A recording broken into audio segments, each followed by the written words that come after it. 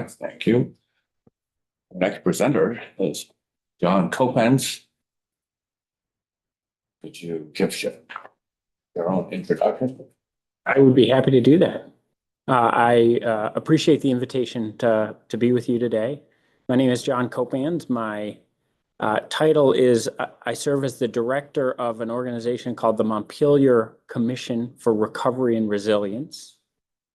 And I want to share a little bit with you about that organization before providing some testimony on this dam safety bill, H778.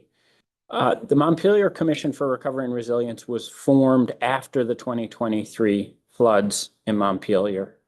As you all know, that was a devastating event for our city and sort of an existential moment for the community as we grappled with what we had just experienced, which was really an inundation event, right? Not like an erosion sort of a flood.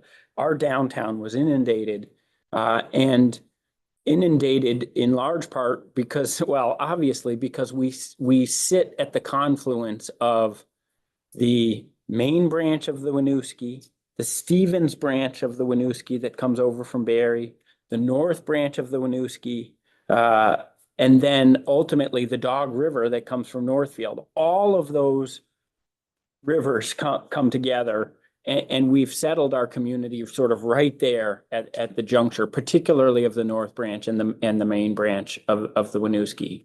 And so in that sort of moment of sort of existential crisis, we came together as a community at a series of forums facilitated by the former executive director, my former boss at the Vermont Council on Rural Development, Paul Costello, who really brought the community together. Well over 1,000 people participated in a series of 3 forums to really think together. First of all, we processed a little bit about what we experienced as a community, but then really came together to think about what we should do as a community to be prepared for the next flood. How do we become more resilient as a city? And from those community forums and that sort of collective prioritization of these action items as a community, formed this organization called the Montpelier Commission for Recovery and Resilience. Essentially, a call went out for volunteers to serve as commissioners on the commission. And then I was hired to serve as the staff director in the spring of 2024. And then we actually have expanded. We have an AmeriCorps Vista member, Jillian Turcola, who's sitting here as well. And essentially our work as an organization is to help Montpelier become more resilient, but I would give it sort of 3 scales of work. We work at the broadest. What we know in Montpelier is that flooding is not a challenge that you can solve within the borders of your community. The reality is we live in a watershed and we are interconnected with all of those towns. Particularly for Montpelier, we're connected to all of the towns that are upstream from us. And what happens in those communities and how the sort of water flows in those communities has an impact on how much water flows through Montpelier. And then we have a similar relationship with those downstream communities. And so one of the priorities of the commission has been really to work at a watershed scale to try to build a sense of connection amongst the towns of the Winooski River watershed, and not just a sense of connection, but also a sense of common direction as the towns that make up the watershed. Ultimately, we're not going to solve this on a town by town basis. We need to solve this sort of at a watershed scale, and we need to come together and pull in the same direction. And so in fact, we've initiated something called the Winooski Flood Resilience Collaborative. It was just funded with CDBG-DR, sorry to use an acronym, but with CDBG-DR funding. It's housed at the Central Vermont Regional Planning Commission, but also the Friends of the Winooski River is a key organizer of this effort. We are bringing together the towns that make up the Winooski watershed because we know we need to work together to address flood resilience. So that's one scale of our work. Another scale of our work is really at the sort of downtown level. As I've already described, our downtown is vulnerable because of where it's located. It's also the lifeblood of our community. You can't really separate the town, and you know this because you spend the week here. You can't separate our identity and our sense of place from our downtown. It's not like we can simply abandon that downtown because it's vulnerable to floods. What we believe is that there are opportunities to make our downtown more resilient. You can, in fact, in a multiple of different ways, make these historic buildings more resilient. So that's another area of work for us, is working with the building owners and with the community at large to figure out how we can make our downtown more resilient to future floods. And then finally, the final area of work for us, and this is where I think, really want to focus today, is really around emergency preparedness as a community.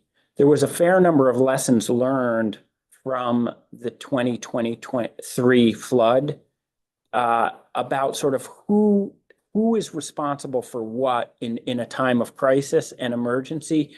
And the sense was, while on one hand, we were tremendously proud of both the municipal response and the community response to the 2023 floods, there was also a really strong sense that we could do it better. And so what we did as an organization in partnership with the city is we actually worked to craft a new, we called it the Montpelier Action Plan for Local Emergency. But essentially, and you all, I'm sure, know this, every community in the state is required on an annual basis to have a local emergency management plan. A typical local emergency management plan is like 1 to 2 pages long. It has some names and phone numbers. It maybe has some designated roles, but it's not, I would say, you know what, it's better than nothing.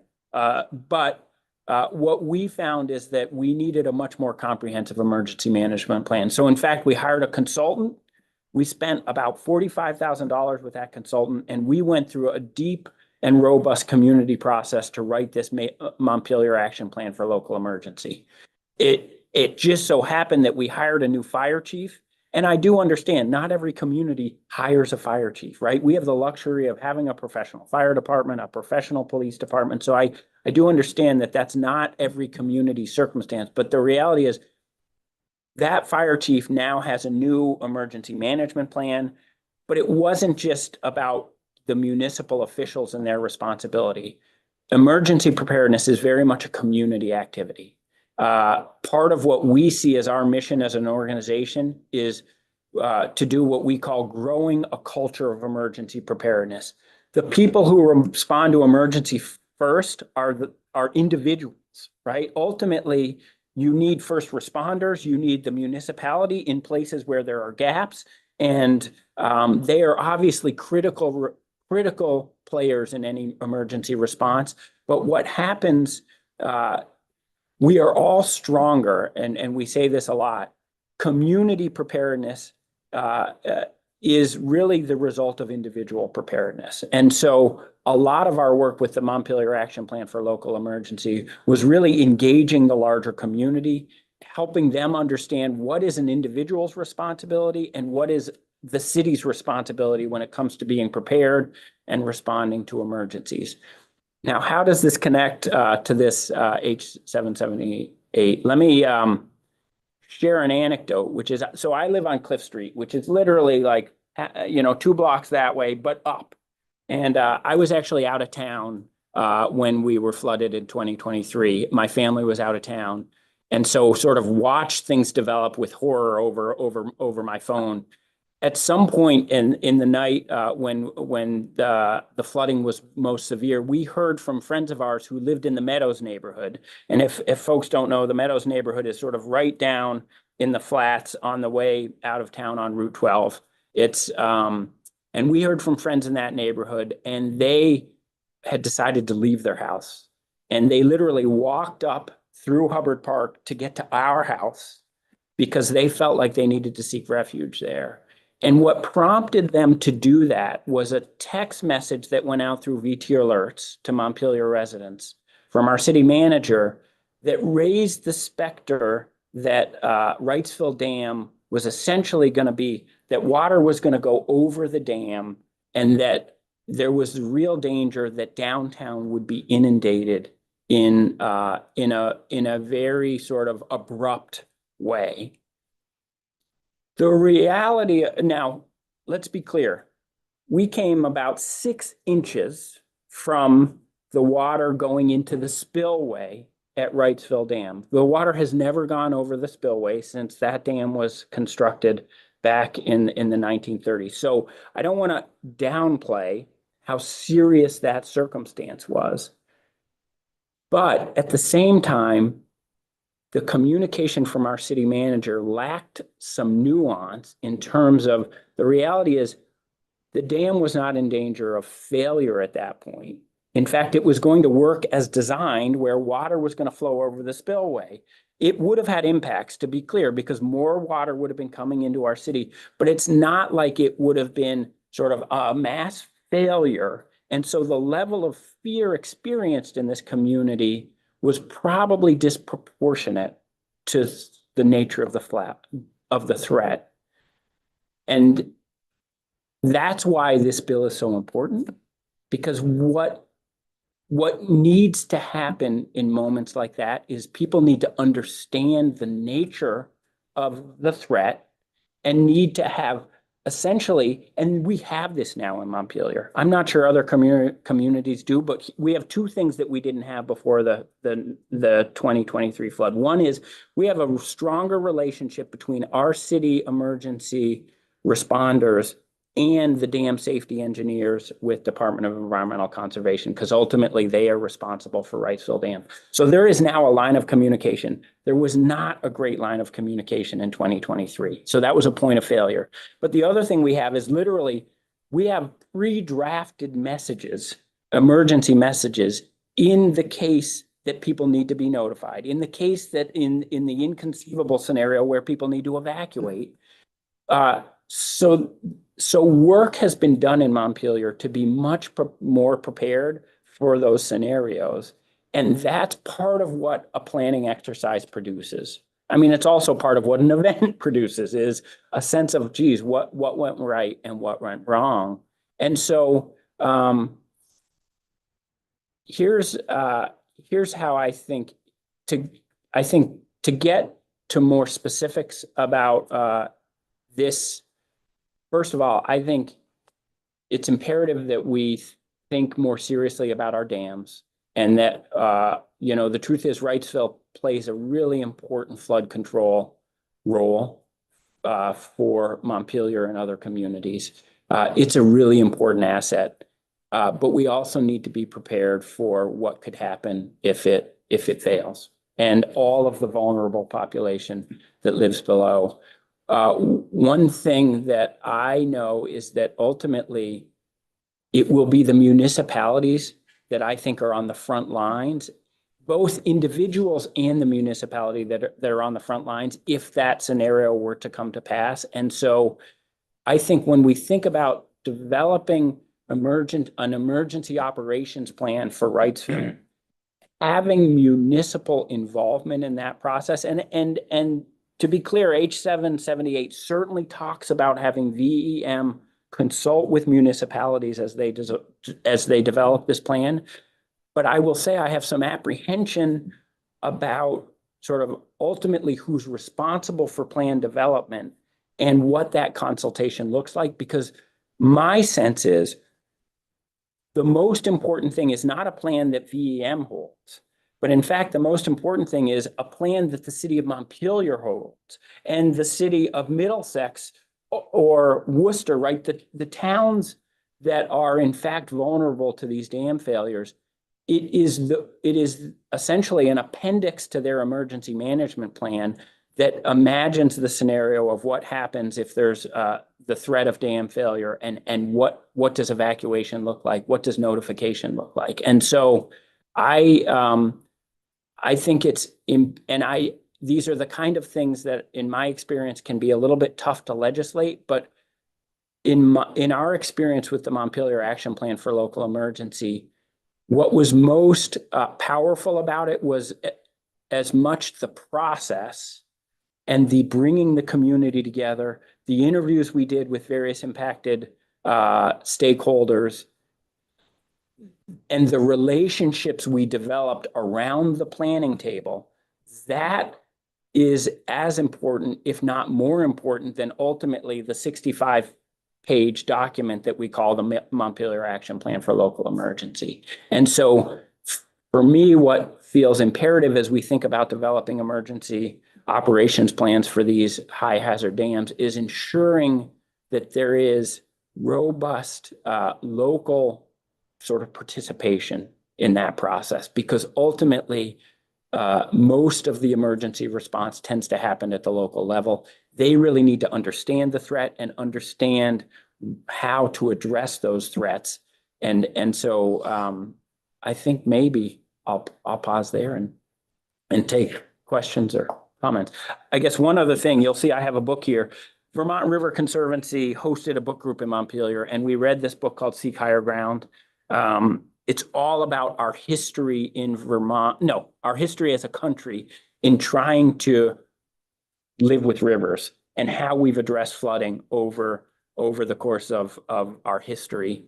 There are a couple of chapters in here are about levees and dams, and the fact that like we as a nation actually have an enormous challenge ahead of us in terms of this infrastructure. It's expensive infrastructure. It's really important infrastructure, but what we did is we built all of these dams and levees, and then we settled all of these communities, right? We decided, you know what? We've created safety zones, and we've put a lot of value in property and people behind those dams and levees. And the reality is those dams and levees require constant maintenance, A, and B, we are seeing different levels of precipitation than we, I think, planned for when we constructed these dams and levees. And so it's both of those forces coming into play, more precipitation and an aging infrastructure that we all should be grappling with. And ultimately, a component of that is having a really strong emergency operations plan so that when people are in harm's way, we know that we can notify them and that they know what to do when that event, God forbid that event happens, but if and when that event happens.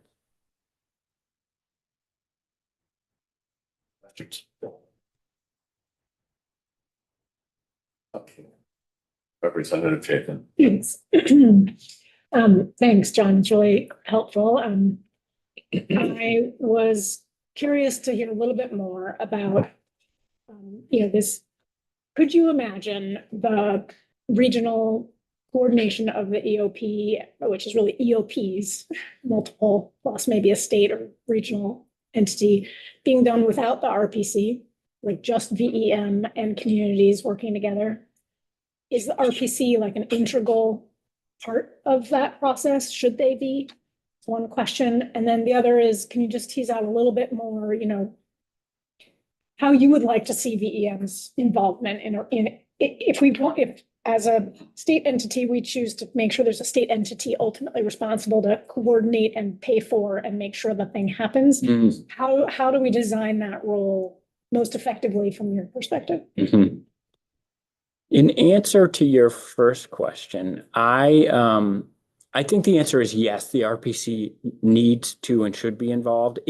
I will say that this answer feels a little different depending on the scale of the community, right? The reality is we are a city with 120 paid employees, a professional fire department, a professional police department, and a professional planning department, right? So sometimes what we need from an RPC is it is very different from what an East Montpelier or a Worcester or a Middlesex needs from the Regional Planning Commission. They don't have the same capacity. And frankly, where the RPC is powerful is as the convener. As I was describing around the watershed flood resilience work, I think the same principle applies around emergency response, which is that we should be thinking less of, and I realize this sort of contradicts a little bit what I just said, but the truth is we've got to work together across town lines with emergency response. in the same way that we need to work together across town lines on flood resilience. And the truth is, right now in Vermont, the venue for working across town lines is our regional planning commissions. They are our partner. Because of the nature of the very diverse workload that they really have the best relationship with municipalities, as opposed to the state entity, VEM, or another town, right? You can always engage your RPC when you're trying to engage other neighboring towns. And I think that can be a real successful partnership. So I do think, and the truth is, they already do a fair amount of work supporting communities in developing their local emergency management plan. And in fact, our RPC hosts some sort of a regional emergency gathering on maybe a quarterly basis. So they already are in this space. And I think you heard from Christian Meyer and Keith Cubbin, I do think it's imperative actually that the RPCs are at the table for this work. Oh gosh, now I've forgotten the second part of your question. Yeah, how do you see their involvement? It's a great question. I mean, I will say that I think this feels a little bit different when you have a dam like Wrightsville or Waterbury that is ultimately a state-owned facility, right? So, and yes, ultimately that's owned by DEC and not VEM, but to some degree, the state has some responsibility when they own the facility to be the responsible dam owner. Just in the way that I think you can charge other dam owners with some of those responsibilities because they own this asset that they need to be responsible for. I also, though, think that VEM really does in terms of expertise, and they also have regional staff that are very helpful in terms of some of that facilitation work. So I think here's what my apprehension is, just to restate it, is if VEM just goes out there, hires a consultant, that consultant goes in a room, types out a plan, sort of shares it with VEM, and then shares it with the municipalities and says, what do you think? Honestly, I don't think that is going to get us where I assume you want us to go, which is actually to get all of the players around the table as the process is launched to craft that plan, right? And that is the truth is, if you're short-staffed and you've been thrown another obligation as a state and you're like, you know what, we need to check this box, you're going to do it in the most efficient way possible. And I've worked at the state. The truth is I worked at DEC. I really am sensitive to these demands that they face. And, but I would be apprehensive about that being the approach. And so if there is a way to ensure sort of municipal participation, and maybe the RPC is sort of the key linchpin in that, I really think that's critical, because ultimately it's the relationships developed around that planning table that are as important as the actual document that is produced.